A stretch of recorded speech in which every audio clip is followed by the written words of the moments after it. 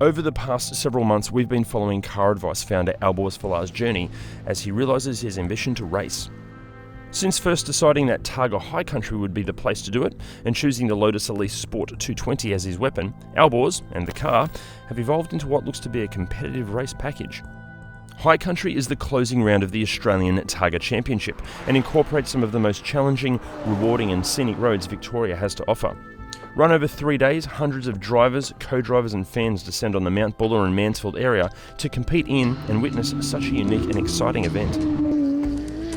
Competitors are broken up into a number of categories, depending on skill level and the car they pilot.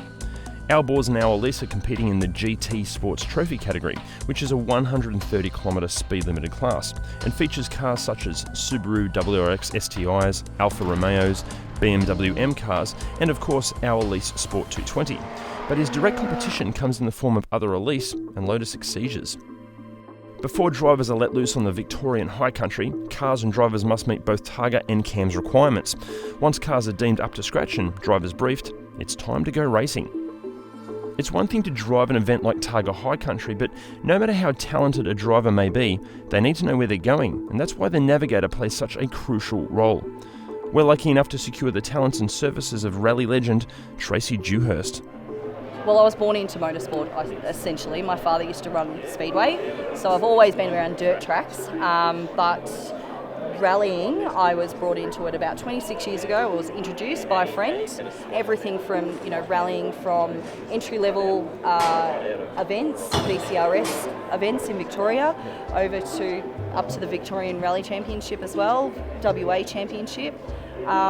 It's just been a stepping stone basically over the years. I've done a couple overseas as well now, so I've had the opportunity to sit alongside some great drivers in New Zealand.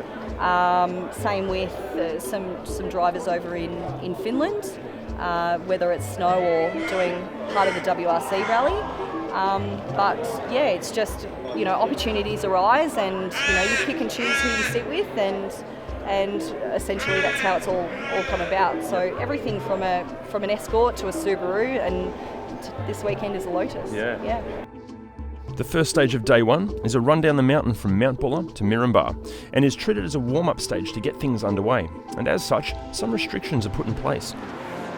We've actually got a minimum time on this particular stage, so you can't go under 4 minutes, and the base time is 6. So we've kind of done a bit of an average speed throughout this particular stage, and hopefully we'll sit around the 4:30.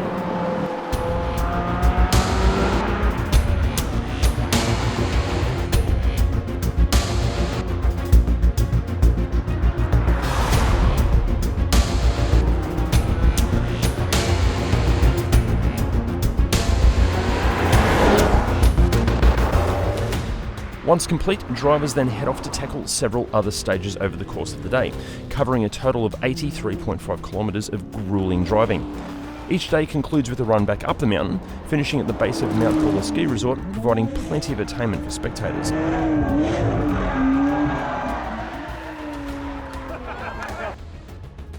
And the first day, it's been pretty good.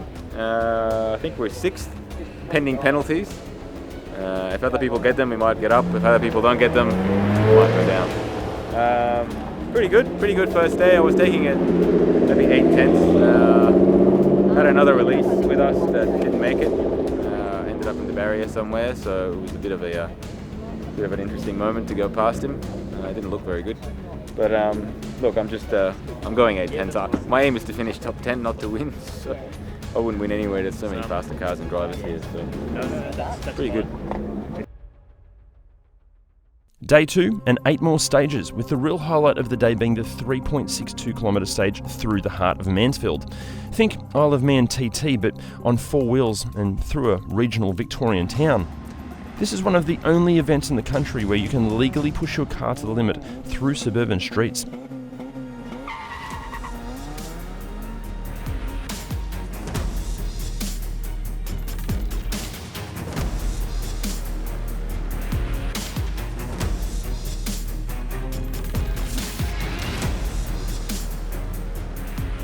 That was the only stage we didn't do a proper recce because the roads are not closed. Like, you can't do a proper recce of that.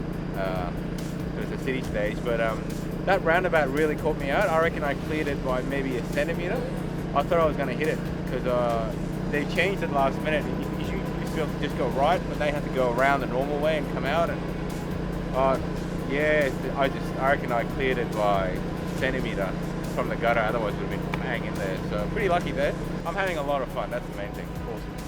After 2 days of solid competition, we checked in with Alborz to see how things were going. Looked at the timesheets from day one, which had all the stages we're doing tomorrow but combined, and we were extremely competitive. So we were fourth fastest against even the Exiges in the really twisty stuff, and that's all there is tomorrow. So it's a bit of a confidence boost that we'll probably be quite competitive. We're definitely faster than the BMW ahead of us today, so I don't want to say it, but if I can keep it on the black stuff and just go as I've been going, I reckon fifth is quite possible. Before the curtain is drawn on day 2, the town of Mansfield holds Tigerfest, which invites all competitors to fill the centre of the town with their pride and joy to showcase some of the metal competing. With live music and food and some incredible cars, there's something on offer for competitors, fans and families alike. The final day of competition has set itself up to not only be the most challenging, but also the most competitive. Alborz, currently sitting in 6th place, now feels the most confident and aware of what Targa asks of its competitors. Only 9 seconds separate Alborz from the 5th place BMW 135 in front of him, meaning even a podium finish isn't out of the question. Anything can happen this late in the game. The stages that lay ahead on day 3 can be thought of like a greatest hits of the past 2 days. With confidence at an all-time high due to drivers tackling familiar tarmac, competition is more furious than ever. Day 3 is where most drivers will be looking to shave off important seconds from their overall times. After the daily run down Mount Buller, day 3 consists of 2 huge stages wrapped up by one final race up the mountain. The second event of the day is the grueling 48km Jamison stage, immediately followed by Eildon, a 39km stage that will certainly test the drivers' levels of concentration after all they've been through over the last few days.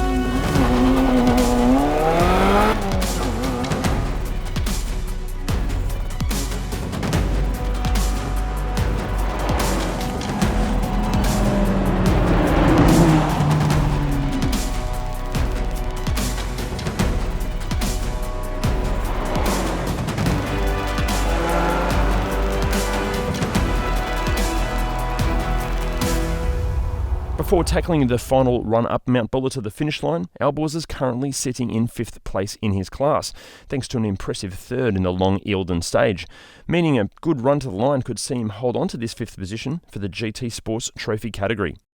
After he crossed the line for his final run up the mountain, Alborz has no choice but to wait for the rest of the field to finish to learn his final position. So we took the opportunity to have a chat. Today was unbelievable. I think if we'd done what we did today for the last 2 days, we would have done exceptionally well. I came 3rd in one of the super long stages, I think 4th in the other super long stage, and considering there's 3 Exiges in our class, I'm pretty happy with that, to be perfectly honest. Honestly, I would 100% do it again.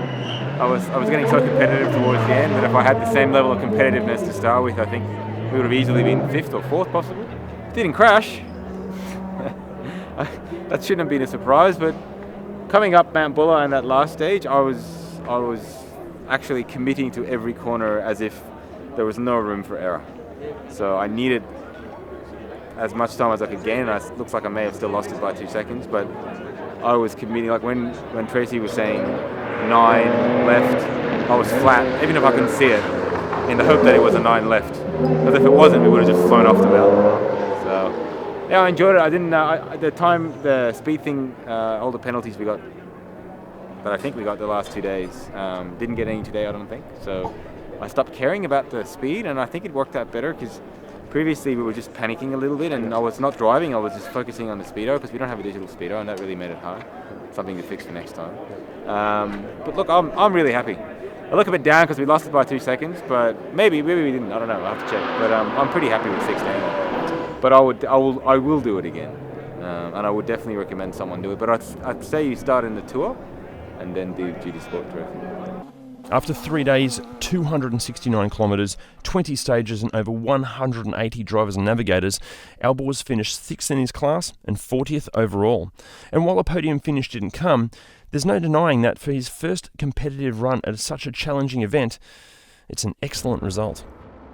So that is Targa High Country done and dusted, and that's Road to Race the series done and dusted.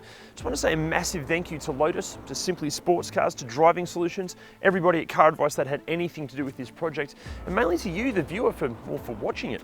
Let us know in the comments section below what you think of Targa High Country, what you think of Alborz coming 6th in his very first event, what you think of the Lotus. We'd love to hear your feedback. We'll see you next time.